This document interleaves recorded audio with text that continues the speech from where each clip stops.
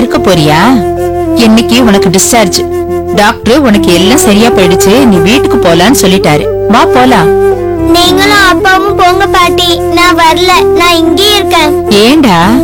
ஹாஸ்பிடல்ல இருந்தா அம்மா வந்து வந்து பாப்பாங்க, வீட்டுக்கு போனா வரமாட்டாங்கல்ல. ஏண்டா கண்ணா அப்படி நினைக்கிற? கண்டிப்பா அம்மா வீட்டுக்கு வருவாமா?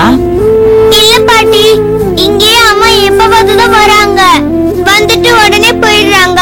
நம்ம வீட்டுக்கு கண்டிப்பா வரமாட்டாங்க பாட்டி. வரமாட்டேன்னு நீயே எப்படி நினைக்கிற? அதெல்லாம் இல்ல, கண்டிப்பா வருவேன். ஸ்ரீதர், டாக்டர் பாத்துட்டியா? பாத்துட்டேம்மா, ரிப்போர்ட்ஸ் கூட வாங்கிட்டேன், பில் பே பண்ணியாச்சு. கிளம்ப வேண்டியதா. நீங்க எல்லாம் எடுத்து வச்சிட்டீங்களா? எல்லாம் ரெடியா தான் இருக்கு. உன் பொண்ணுதான் வரவே மாட்டேங்கிறா. என்னம்மா, அப்பா இது வரைக்கும் உங்ககிட்ட சொன்னதெல்லாம் ஒவ்வொன்னா நடந்துட்டு இருக்கு இல்லையா? அம்மா நிச்சயமா வருவா. என்ன, அப்பா சொன்னா நம்பணும். வா போலாம். அம்மா, இப்ப நீங்க என் கூட வீட்டுக்கு வருவீங்களா? வரேன். என் கூடவே இருப்பீங்களா? இருப்பேன். எப்பவும்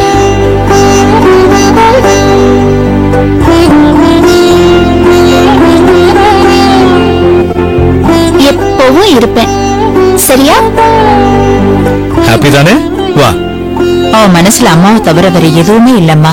ரிஷி மாதிரி எப்ப பார்த்தாலும் அம்மா அம்மான்னு சொல்லிட்டு இருக்கா.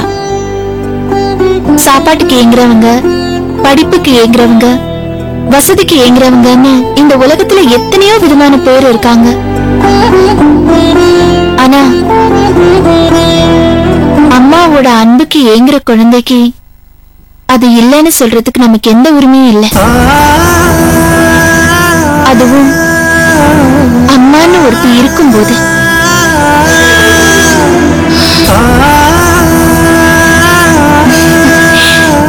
போலாமா பிரியா?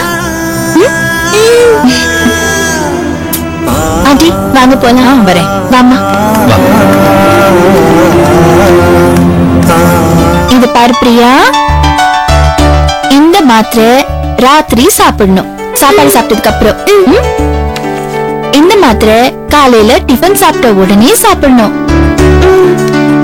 இந்த டேப்லெட் வந்து மத்தியானம் சாப்பிட்டதுக்கு அப்புறம் சாப்பிடணும். இந்த டானிக்க நைட் சாப்பிடறதுக்கு முன்னாடி சாப்பிடணும். இந்த டானிக்க தூங்கும் போது ஒரு ஸ்பூன் சாப்பிடணும். எனக்கு எதுக்குமா இதெல்லாம் சொல்றீங்க? நீங்க எப்ப குடுக்குறீங்களோ அப்ப கண்ணை முடிக்கிட்டு கப்பக்கன் முழுங்கிட மாட்டேனா?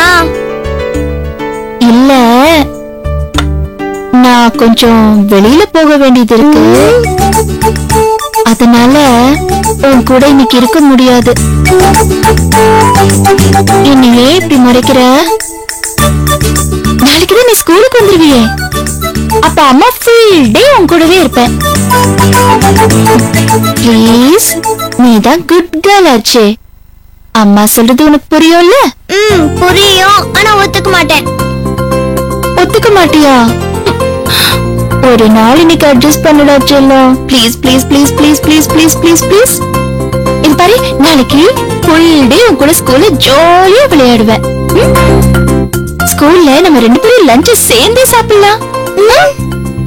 அதுக்கப்புறம் ஸ்கூல் முடிஞ்சதும் நானே உன்னை ஸ்கூல்ல இருந்து வீட்டுக்கு கொண்டு வந்து டிராப் பண்றேன். டாடியே வர வேண்டாம்னு சொல்லிடு, ஓகேவா?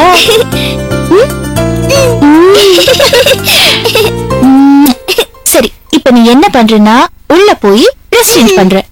ஃபேஸ்ல வாஷ் பண்ணிட்டு சேஞ்ச் பண்ணிக்கறியா? Good girl. Okay, go go go go go. Yeah yeah யா.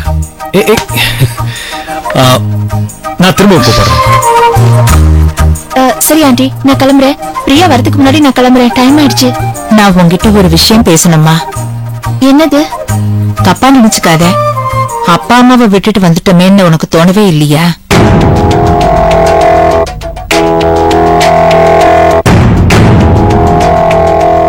என் அம்மாவை விட நான் பெருசா மதிச்சு என்னோட போலீஸ் வேலையே விட்டுட்டு வந்திருக்கேன். வேலையை விட்டுட்டு வந்தது உன் சொந்த விருப்பம்மா, நான் அது தப்புன்னு சொல்ல மாட்டேன். ஆனா அப்பா அம்மாங்கிறது பொறுப்பு இல்லையாம்மா?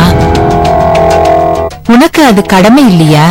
1000 தப்பு பண்ணியிருந்தாலும் உறவு இல்லைன்னு ஆயிடுமா? இப்ப நான் யார் மேலையும் பழி சுமத்துற மனநிலையில இல்ல.